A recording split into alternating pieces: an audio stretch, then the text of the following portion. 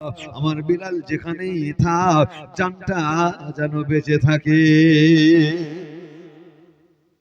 ও ছেলেরা, যুবকেরা, আবু বকর সিদ্দিক চলে গেল। এ উমাইয়া, কত টাকা নিবি? বিলালকে আমায় দে। উমাইয়া বলে, কেন দেবো? আমার গোলাম বাঁচবে মরবে আমার কাছেই মরবে। বলেন, তোর মনের কথা বলছে? মনের কথা বলছে? ঘুমিয়ে যাচ্ছেন নাকি? দেখি নারে তাকবীর। বিশ্ব নবীর জীবনী জলসা, বিশ্ব নবীর জীবনী জলসা, নারে তাকবীর। কেন? ওর টাকার লোভ আছে না নাই? আবু বকর বলছে, ক টাকা নিবি বল। কেন? আমি টাকা পয়সা ধার ধারি না, আমার গোলাম আমি মেরে দেবো বাঁচিয়ে রাখবো সেটা আমার ব্যাপার, আমি একে ছাড়বো না। তার মন থেকে বলছে না ও মিছিমিছি বলছে? অত মনে নিয়ত হয়েই গেছে, মরলে তো আমার কাছে লস হয়ে যাবে। হ্যাঁ, অন্তত যদি এখান থেকে পালিয়ে মরে টাকাটাও পাবো আর সারাও হয়ে গেল। ও ছেলেরা, যুবকেরা, উমাইয়া বলে, না আমি একে ছাড়বো না। বিলাল বলে, ডবল দাম দেবো। তৎকালীন সময় মানুষ বেচাকেনা হতো, কি বুঝতেন তো? মানুষ বিক্রি হতো। ধরে নেন একটা মানুষের দাম 1 লক্ষ টাকা, তৎকালীন সময়ের কথা বলছি। আর আবু বকর বলেন, ডবল টাকা দেবো। বলে, তো দে। যেই বললেন আবু বকর বস্তা ভর্তি টাকা ঢেলে দিলেন। উমাইয়া অবাক হয়ে গেল, বলে, ঠিক আছে তবে নিয়ে চলে যা, আর আমার দরকার নাই। উমাইয়া মনে মনে করে, বিলাল সারা মুহাম্মাদের কাছে যেতে পারবে না, রাস্তাতেই মারা যাবে। হযরত আবু বকর সিদ্দিক রাদিয়াল্লাহু তাআলা আনহু, হুজুর আমার চোখ ভরা পানি, বুক ভরা বেদনা নিয়ে বিলালের দিকে তাকায়। কোন জায়গাটা ভালো নাই বাবা, একটা জায়গাও কোনোতে হাত দেবে এই রকম চামড়াটা খুঁজে পাচ্ছে না, সব জায়গায় চামড়াগুলো ঝুড়ানো আছে, ক্ষত বিক্ষত দেহ, একটু হাত দেবে হুজুরকে একটু তুলবে, তুলার মতন পজিশনে পাচ্ছে না। আর তারপরে হযরত আবু বকর কোন রকম হযরত বিলালকে এইভাবে চামড়া করে ধরলেন। হুজুরের হাড্ডিগুলো সব গজগজ করছে, নড়ে না চড়ে না বাবা। আমার নবীর কাছে দৌড়ে দৌড়ে যাচ্ছে। আমার নবী দরবারে বসে আছেন বাবা, নবী পাকের নূরের চোখ থেকে পানি পড়ছে, নবী পাকের চেহারাটা সবুজ হয়ে আছে। ওই অবস্থায় আবু বকর সিদ্দিক রাদিয়াল্লাহু তাআলা আনহু আমার নবীর সামনে বিলালকে শুইয়ে দিলেন। হযরত বিলালকে শুইয়ে দেওয়া হলো। নবী আমার বিলালকে দেখে রে, আর নবী কাঁদে, আল্লাহ আমি নবী দোয়া করেছি বিলালের জানটা বাঁচিয়ে রাখবে, আল্লাহ তুমি জানটা বাঁচিয়ে রেখেছো ঠিকই, কিন্তু আমি আমার বিলালকে আমি নবীর কাছে যে আনালে, আল্লাহ আমি নবীর কাছে যে হাজির করালে, আমি এখন এই অবস্থায় কি করব? একে যদি ডাক্তারখানায় নিয়ে যাই, কোনো ডাক্তার চিকিৎসা করবে না। আল্লাহ পাক, আমি নবীকে কি করব? একে তো বাঁচানো সম্ভব নয়, দেহর এমন অবস্থা, চিকিৎসা করার পজিশন নাই। ও ছেলেরা, অনেক ছেলে রাস্তাতে অ্যাক্সিডেন্ট হয়ে যায়, আল্লাহ না করে চেহারাখানা ছেদরিয়ে যায়, মাথার মগজটা ছিটকে বেরিয়ে যায়, ডাক্তারখানায় ও অবস্থায় নিয়ে গেলে পরে ডাক্তার কি রিস্ক নেয়?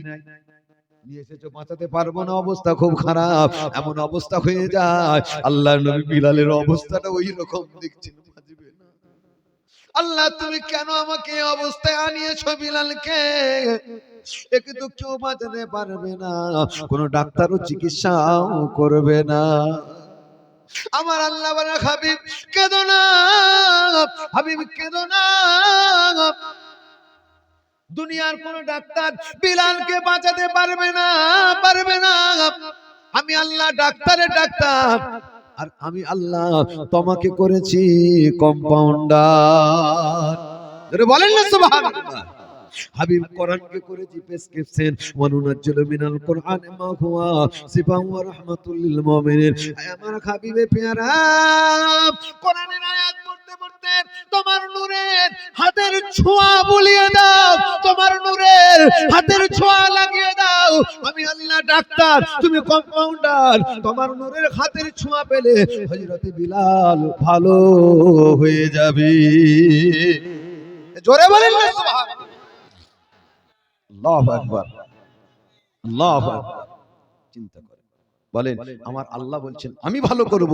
হাবিব বিলালকে কোথাও না যেতে হবে না, তুমি শুধু তোমার নূরের হাতের ছোঁয়াটা লাগিয়ে লাগিয়ে যাও, আমি আল্লাহ স্বাভাবিক করে দেবো। জোরে বলেন না সুবহান। আল্লাহ নবী আল্লাহ পাকের তরফ থেকে এই আওয়াজখানা পাওয়ার পরে আমার আপনার নবী নূরের হাত হযরতে বিলালের শরীরে বুলাবে। বাবা আমার নবী বুলাতে গেলে এক জায়গায় অন্তত হাতটা রাখার মতো তো পজিশন থাকতে হবে। নবী আমার রাখার মতো কোনো জায়গা খুঁজে পাই না। আমার নবী ক্ষত বিক্ষত চেহারার উপরে নূরের হাতখানা লাগিয়ে আহা বাঁচা আহারে, আহা বাঁচা আহা, কত না কষ্ট দিয়েছে বাবা। আমার নবী এইভাবে হাত বুলিয়ে বুলিয়ে যায়, আল্লাহ পাকের কুদরতি ক্ষমতায় ক্ষত জায়গাগুলো আমার আল্লাহ স্বাভাবিক করে দেয়। জোরে বলেন না সুবহানাল্লাহ। নারে দেখবে আমার আল্লাহ পারে না পারেনি। আমার নবীর হাতের ছোঁয়ায়, আমার নবী পাকের নূরের হাতের ছোঁয়ার বরকতে আল্লাহ ভালো করে দিয়েছে। আমার নবীর হাতের দাম আছে না নাই? জোরে বলেন। আল্লাহর নবীর জামানায় এক ইহুদি ছেলে বাবা আমার নবীর নাম শুনলে থুতু ফেলতো, আমার নবীর নাম শুনলে সে এত থুতু ফেলতো, আর আল্লাহ তাকে অন্ধ করে দিয়েছিল। আল্লাহ অন্ধ করে দিয়েছিল, তাই তার মা ডাক্তারখানায় অনেক ঘুরেছিল, কোন ডাক্তার ভালো করতে পারে না, কোন ডাক্তার ভালো করতে পারে না। কিতাবে এসেছে বাবা ওই ইহুদি মেয়ে ছেলেটা আল্লাহর নবী যে রাস্তা দিয়ে হেঁটে হেঁটে যেত, ওই রাস্তা দিয়ে আমার নবীকে ফলো করত। নবীর কদম মোবারক যেখানে পড়েছিল ওই জায়গার এক মুঠো ধুলো কুড়িয়ে নিয়ে গিয়ে ছেলেটা যখন শুনলাম আমি আর ভালো হব না, ডাক্তার বলেছে চোখ আর ফিরে পাবে না, তাই মাও কাঁদে ছেলেও কাঁদে, কিন্তু এরকম ইহুদি মেয়ে ছেলেটা আমার নবীকে বিশ্বাস করে আর ধুলোটা নিয়ে আর ঘরের মধ্যে ছেলেটার চোখের মধ্যে বুলিয়ে দিয়েছে। যেই না বুলিয়ে দিয়েছে আমার আল্লাহ আমার নবীর কদম মোবারকের ধুলোর বরকতে আল্লাহ তার চোখ ভালো করে দিয়েছে। জোরে বলেন না সুবহানাল্লাহ। নবীর ধুলোর দাম আছে না নাই? তার মাকে ছেলেটা বলছে মা ও মা ডাক্তারখানায় আমাকে নিয়ে গেলে, ডাক্তার যে ভালো হবে না বললো। বলছে বাবা এমন একটা ডাক্তারের কাছে গেছিল, তুই নাম শুনলেই তো আবার তুই ছুটে ফেলবি, তুই সে ডাক্তারের নাম কথা বল, সে ডাক্তারকে তুই মানিনি। হ্যালো মা কে কোন ডাক্তার বলে না। মা বলছে বাবা মোহাম্মদের রাস্তা দিয়ে যাচ্ছিল, তুই যার নাম শুনলে থুতু ফেলতি, তার পায়ের ধুলো নিয়ে এসে তোর চোখে দিতেই আল্লাহ ভালো করে দিয়েছে। জোরে বলেন না সুবহানাল্লাহ। ওই ছেলেটা বলেছিল মা কোন ডাক্তার ভালো করতে পারে না, মুহাম্মাদের ধুলোর বরকতে যদি আমার চোখ ভালো হয়ে যায়, তাই আমি মুহাম্মাদের নামে আর ঘৃণা করব না, এখনই নিয়ে চলো আমি মুহাম্মাদের হাতে হাত দিয়ে কলমা পড়ে মুসলমান হয়ে যাব। ছেলেরা যুবকেরা মায়েরা বোনেরা সেই বিলাল আমার নবী পাকের দরবারে নবী নূরের হাত ছোঁয়ালেন, আল্লাহ স্বাভাবিক করে দিলেন, কিন্তু নড়ে না চড়ে না বাবা, অজ্ঞান অবস্থায় পড়ে আছে। আল্লাহর নবী হযরত বিলালের হাতটা ধরে টেনেছে, বাবা বিলাল ওঠো বাবা ওঠো। বিলাল নড়ে না, কিন্তু হাতটা যেই নেড়েছে দেখতে পাওয়া যায় হাতের হাড্ডি একটাও কিন্তু গোটা নাই, হাতের হাড্ডিগুলো গজগজ করছে। আমার নবী আবার কাঁদতে লেগেছেন, আল্লাহ ও মাবুদ মাওলা তুমি কেন ভালো করলে? বিলাল তো উঠে দাঁড়াতে পারবে না, বিলাল তো হাতটা কিছু নাড়তে পারবে না, কোনো কিছু ধরতে পারবে না, আল্লাহ কেন বিলালকে তুমি ভালো করলে? যদি এইভাবে বিলাল বেকারই থাকবে, বেকার থাকবে তো ভালো করলে কেন? আল্লাহ ওয়ালা হাবিব রে আমার বন্ধু বিলালের গোস্ত গোস্ত স্বাভাবিক করেছি, কিন্তু ওর ভিতরে হাড্ডিগুলো সব চূর্ণ বিচূর্ণ হয়ে আছে। হাবিব তুমি তোমার হাত দিয়ে একটু টিপে ধরে ধরে একটু হাতটাকে আর হাড্ডিগুলোকে একসাথে আর পাশাপাশি একটু জড়িয়ে জড়িয়ে যাও, একটু টিপে ধরে এইভাবে মালিশ করে দিয়ে যাও, আমি আল্লাহ তোমার হাতের টিপার ছোঁয়ার ওসিলায় আমি আল্লাহ ওর হাড্ডিটা জয়েন করিয়ে দেব। আল্লাহ নবী সাহাবাদের বললেন বাবা সাহাবারা একটু হাতটা টেনে ধরো তো, যাদের হাত ভেঙে যায় পা ভেঙে যায় হাড্ডিগুলো এদিক ওদিক হয়ে যায়, ডাক্তারখানায় নিয়ে গেলেই প্লাস্টার করে, করে না বাবা? আগে ডাক্তার দেখে হাড়টা কোন দিয়ে কি ছড়িয়ে গেছে, এক্সরে করে দেখে কোন দিয়ে কি আছে, ডাক্তার সেইভাবে সেটিং করিয়ে দিয়ে তারপরে ব্যান্ডেজ করে। আল্লাহ নবী বলেন, ও আমার সাহাবারা, ও আমার সাবিরা, বাবা হাতটা টেনে ধরো। সাহাবারা টেনে ধরলেন, নবী আমার হাড্ডিগুলোকে এইভাবে টিপে টিপে টিপে টিপে এইভাবে স্বাভাবিক করে, এইভাবে যখন টিপে টিপে চলে যায়, আমার আল্লাহ আমার নবীর নূরের হাতের ছোঁয়ায় আল্লাহ হাড্ডিগুলো জয়েন করিয়ে দেয়। হাড্ডিগুলো জয়েন হয়ে গেল। আল্লাহ নবী বলেন, সাহাবারা, ও বাবা আবু বকর, আর বিলালের শরীরে রক্তগুলো সব শুকিয়ে গেছে বাবা, তাই একে একটু ড্রেসিং রুমে নিয়ে যাও, একে একটু ড্রেসিং রুমে নিয়ে গিয়ে রক্তগুলোকে একটু ওয়াশ করিয়ে দাও, রক্তগুলোকে একটু মুছিয়ে দাও। ও ছেলেরা, যুবকেরা, মায়েরা, বোনেরা, আল্লাহ নবী সাহাবারা আর বিলালকে ড্রেসিং রুমে নিয়ে গেলেন। নিয়ে গিয়ে গরম কুসুম পানি করে ভিজে নাগড়াই করে রক্তগুলো মুছাচ্ছেন। আরে শুকনো হয়ে গেছে, রক্তগুলো মুছাচ্ছেন, গায়ের রক্ত, হাতের রক্ত, মুখের রক্ত মুছাতে মুছাতে মুছাতে মুছাতে আল্লাহ নবীর একজন সাহাবা পায়ের রক্তগুলো মুছাচ্ছেন বাবা। পায়ের ভেতরে যে কাপড়, কাপড়ের ভেতর দিয়ে এইভাবে পায়ের রক্তগুলো মুছতে মুছতে জাঙ্গের কাছে রক্তগুলো মুছতে গেলেন। এমন সময় দেখতে পাওয়া যায় জাঙ্গের পাশ দিয়ে, জাঙ্গের গা দিয়ে কাঁচা রক্ত গড়িয়ে গড়িয়ে পড়ে। আল্লাহ নবীর সাহাবা হাতটা বার করে নবীর কাছে ছুটে চলে গেলেন, ইয়া রাসূলুল্লাহ, ইয়া হাবিবাল্লাহ, বিলাল বাঁচবে না। কেন বাবা, কি হয়েছে আমার বিলালে? না হুজুর, মনে হয় কিডনি বাস্ট হয়ে গেছে, সব জায়গায় রক্ত বন্ধ, বিলাল স্বাভাবিক হয়েছে ঠিকই। হুজুর রক্তটা মুছতে গিয়ে হুজুর আমি জাঙ্গের মধ্যে গিয়ে দেখি ওর জাঙ্গের গোড়া দিয়ে পাশ দিয়ে একটা গরম রক্ত, টাটকা রক্ত বেরিয়ে আসছে। রক্তটা কোথা থেকে আসছে হুজুর? দেখতে পাই ওর লজ্জাস্থান থেকে আসছে। হুজুর কিডনি বাস্ট হলে লজ্জাস্থান থেকে রক্ত আসে, যে মানুষটার কিডনিটা বাস্ট হয়ে যায় ওকে কি বাঁচানো আর যায় বাবা? বাঁচে? বাঁচে না হুজুর, বাঁচবে না। বিলাল মনে হয় আর বাঁচবে না। আমার নবীর নূরের চেহারা আবার লীল হয়ে গেল।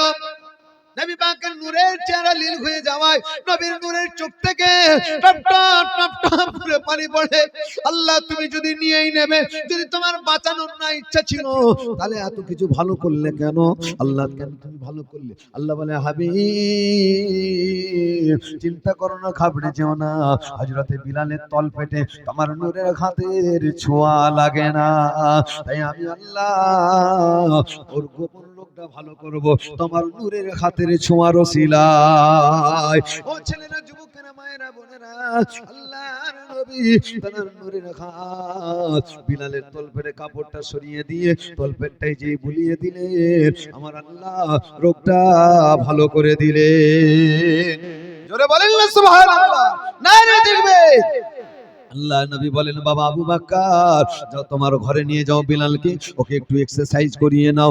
আর যখন হাড় ভাঙা রোগীদের যখন প্লাস্টার খোলা হয়, এক্সারসাইজ করতে হয় না, হয়নি বলেন? আল্লাহ নবী বলেন, একটু এক্সারসাইজ করিয়ে নাও। আবু বকর সিদ্দিক নিয়ে চলে গেলেন, এক্সারসাইজ করাচ্ছেন, তাকে মালিশ করছেন, তাকে লিকুইড খাবার দিচ্ছেন, এভাবে সুস্থ করছেন বাবা। ও ছেলেরা, যুবকেরা, মায়েরা, বোনেরা, কিছুদিন পরে হযরতে বিলাল সুস্থ হয়ে গেলেন। আবু বকর বলেন, ভাইয়া বিলাল রে, এবার তুমি বাড়ি চলে যাও। হযরতে বিলাল বলে, আমি বাড়ি যাব না, তোমার ঋণ আমি শোধ করতে পারবো না। আরে আমার নবীর জন্য কত টাকা দিয়ে তুমি আমাকে কিনে এনে নবীর কাছে দিলে, আর আমার কত সেবা করলে, আমি বিলাল তোমার ঋণ শোধ করতে পারবো না। তবে যে কটা দিন বেঁচে থাকবো, আমি উমাইয়ার গোলামি করছিলাম, আবু বকর তোমার গোলামি করব। জোরে বলেন সুবহানাল্লাহ। আবু বকর কাঁদে, রে এ বিলাল, আমার গোলামি করা লাগবে না, লাগবে না। আমি তোমাকে কিনে এনেছি কিসের জন্য জানো? আমার নবীকে খুশি করার জন্য, আমার নবীকে সন্তুষ্ট করার জন্য। তাই আমার নবী খুশি হয়ে গেছে, আর কিছু দরকার নাই, তুমি আসতে পারো, আসতে পারো। হযরতে বিলাল কাঁদে, আমি যাব কোথায়? আমার হাফসি দেশে বাড়ি, মাও নাই, আব্বাও নাই, উমাইয়ার বাড়িতে গোলাম, মানুষ বিক্রির হাটে বিক্রি করে করে দিয়েছিল, উমাইয়া কিনে নিয়ে এসে আমাকে রেখেছিল। আমি কার কাছে যাব? আমার মায়ের কাছে যেতে পারবো না, আমার বাপের কাছে যেতে পারবো না, আমার দেশে আমি ফিরতে পারবো না, আর উমাইয়ার বাড়িতে যাওয়াই যাবে না। তাই আবু বকর রে, কার দরবারে যাব রে? আমার নবীর দরবারটা খোলা সবার জন্য। আমার নবী হলে রহমাতাল লিল আলামিন। তাই যে কটা দিন বেঁচে থাকবো আমি আমার নবীর দরবারে নবীর গোলামি করে কাটাবো। জোরে বলেন না সুবহানাল্লাহ। হযরত বিলাল নবীর দরবারে চলে গেলেন। জানেন উমাইয়া বলেছিল বিলাল কাজে লাগবে না, আর আল্লাহ বিলালকে এত বড় হাতিয়ার ইসলামের জন্য বানালেন। সর্বপ্রথম মদিনার মসজিদে মুয়াজ্জিন আল্লাহ পাকের পছন্দনীয় কবুলিয়াতি মুয়াজ্জিন আল্লাহ বিলালকে করে দিয়েছিল। জোরে বলেন না সুবহানাল্লাহ। আবার দরুদ শরীফ আল্লাহুম্মা সাল্লি আলা মাওলানা মুহাম্মাদ ওয়া আলা আলি মাওলানা মুহাম্মদ। সকলে বলুন সাল্লাল্লাহু আলাইহি ওয়াসাল্লাম। আমার ভাইরা বাবাজিরা, দেখতে দেখতে প্রায় 12টা বাজতে যাচ্ছে। আমি প্রথমেই বলেছি আমার নবীর জীবনী যদি আলোচনা করতে যাই 63 বছর হায়াতের জিন্দেগির আলোচনা, আর আমার নবীর সাহাবাদের সঙ্গে নবীর জীবনের সম্পর্ক আছে না নাই? হ্যাঁ, নবীর আলোচনা করতে গেলে সাহাবার আলোচনা ঢুকবে, কেন নবীর সাহাবারা নবীকে জানের থেকে বেশি ভালোবাসে। জোরে বলেন না সুবহানাল্লাহ। তাই নবীর জানের সঙ্গে সম্পর্ক, তাই এই আলোচনা শেষ করা সম্ভব নয়। আল্লাহ আজকে যতটুকু করালেন করলাম, এখনো 3 দিন হবে আমার নবী মক্কার জীবন শেষের পরে 4 বছর, মদিনায় 10 বছর আমার নবী যে কাটাবে। এখন যুদ্ধ যেগুলো হয়েছিল সব মদিনা থেকে হয়েছিল, বুঝতে পেরেছেন? তাই ইনশাআল্লাহ শেষ দিন আমার নবীর যুদ্ধের যে কয়টা ঘটনা যতটা আলোচনা করা সম্ভব হবে ইনশাআল্লাহ আলোচনা করব। তার আগে আগে যে কটা দিন আমার নবী ইসলামের প্রচার করতে গিয়ে যে ঘটনাগুলো মর্মাহতভাবে ঘটে গিয়েছিল সেগুলো একটু আলোচনা করব। আপনাদের কষ্ট হয় না তো? আমি যদি এক কথাই ছেড়ে দিই, বিলাল বাবা নবীকে কলমা পড়েছিল, গোপনে গোপনে মুসলমান হয়েছিল, উমাইয়া তাকে মেরে ফাটিয়ে দিল, ওখানে শেষ হয়ে যাবে। ভালো লাগবে শুনতে? মন কাঁদবে। অত্যাচারটা কিভাবে করেলো জানেন তো? সেই অত্যাচারটা যদি, জুলুমটা যদি ফুটিয়ে না তুলতে পারি আমি, তাহলে তো মজা লাগবে না। কি লাগবে? আবু বকর গেল, টাকাটা দিয়েছে, নিয়ে চলে এলো নবীর দরবারে, ব্যাস হাজির হয়ে গেল। হবে এটা? আমার নবী কি কষ্ট পেয়েছিল বিলালকে দেখে, এগুলো যদি ফুটিয়ে না তুলতে পারি, এটাই তো আলোচনা, এটাই তো জীবনী। কেন শোনেন আপনারা?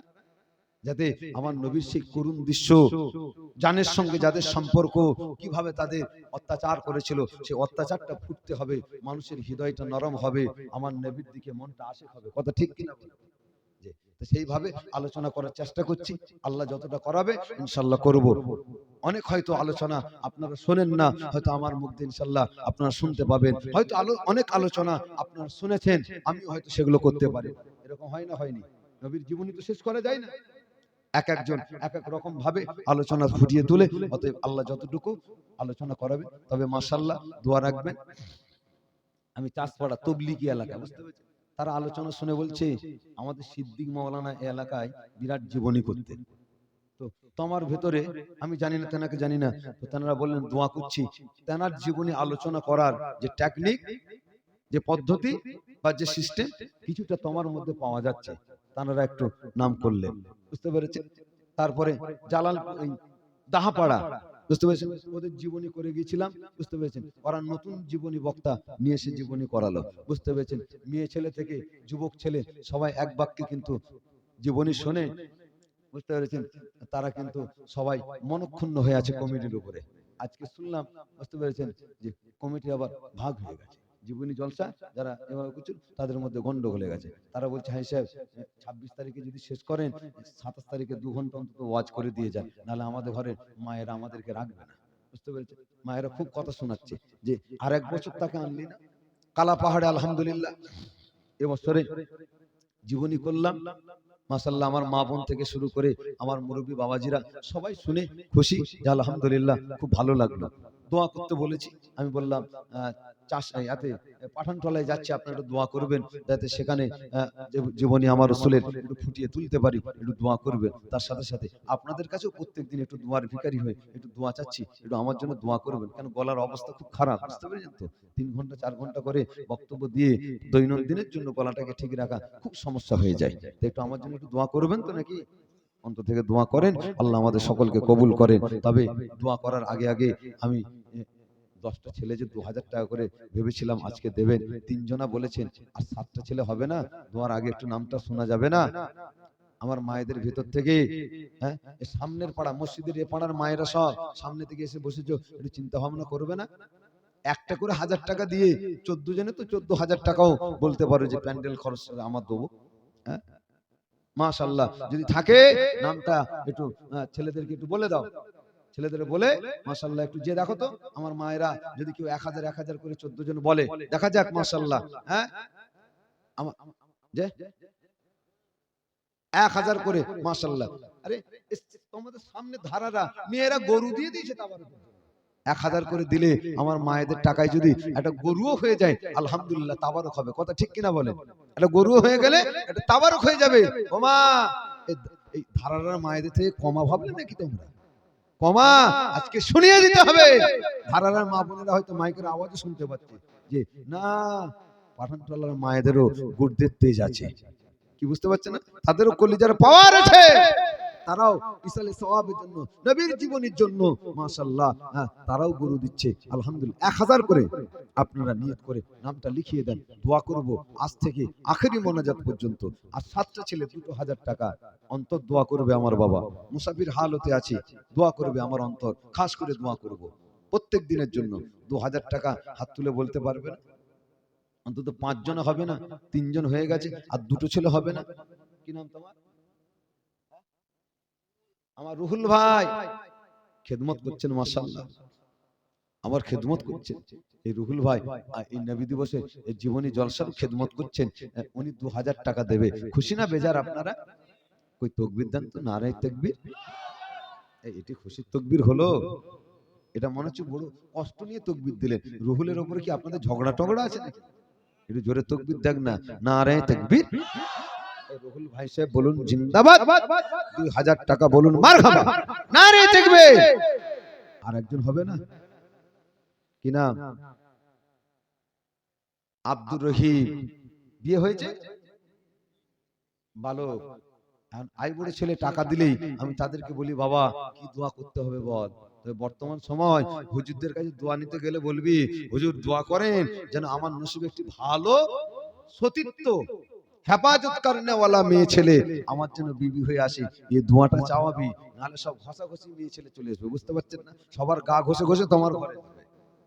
কেন 99% মেয়েদের অবস্থা এরকম হয়ে আছে, আছে না নাই বলেন? এক জায়গায় আমি জলসা করতে গেছি, বুঝতে পেরেছেন, একটা লোক বলছে হুজুর একটা মেয়ে ছেলে দেখেন না। আমি কেন রে ভাই, মেয়ের কি অভাব? বলছে মেয়েরই এখন অভাব। আমি কেন? বলছে একটা ঠিক করেছিলাম, বিয়ে হবে, ফাইনাল হয়ে গেছে, বুঝতে পেরেছেন, এসব দিন ধান করে নিমন্ত্রণ না হয়ে গেছে, কি সর্বনাশ। বলছে মেয়েটা পালিয়ে যাবে, মেয়েটা পালিয়ে গেছে।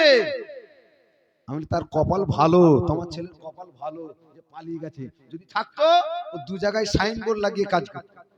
কথা ঠিক না ভুল? সাইনবোর্ড লাগিয়ে কাজ করতো। তো বেঁচে গেছে তুমি, তো আল্লাহ যদি নসিবে রাখে ভালো জুটিয়ে দেবে। তো ওই যে ছেলেটা কি নাম বললো? আব্দুর রহিম। 2000 টাকা জোরে বলেন মারহাবা, জোরে বলো না মারহাবা, নারে তাকবীর। আব্দুর রহিম বলুন জিন্দাবাদ। আল্লাহ ওনাকে কবুল করেন বলুন আমিন। আল্লাহ সংসারকে সুখময় করেন বলুন আমিন। আল্লাহ নেক স্ত্রী দান করেন বলুন আল্লাহুম্মা আমিন। আমার ভাইরা যাক দোয়া করব। 10 জন ভেবেছিলাম, 5 জন আটকে গেছে, আর একটা বাড়বে না? আর একটা ছেলে শেষ বেলায় 2000 টাকা শেষ বেলায়, আর একটা ছেলে পারবে না? কোন যুবক, কোন তরুণ? হায়াত মওতের ব্যাপার, কবে কেউ মরে যাব কেউ বলতে পারবে না। আজকে মরে গেলে 1 2 3 4 41 দিন পর্যন্ত ছেলে মেয়েরা মনে রাখবে, তারপরে ভুলে যাবে বাবা। কবরে যাবে, এর দান সদকা আল্লাহ আপন করে কবরে আল্লাহ সঙ্গের সাথী বানিয়ে দেবে। জোরে বলেন না সুবহানাল্লাহ। আর একটা ছেলে পারবে নবীর মোহাব্বত ভালোবাসায় 2000 টাকা দিতে? আর জড়াবড়ি করব না। সকলে আল্লাহর সামনে দাঁড়িয়ে নবীর উপরে সালাম পড়ি। ইয়া নবী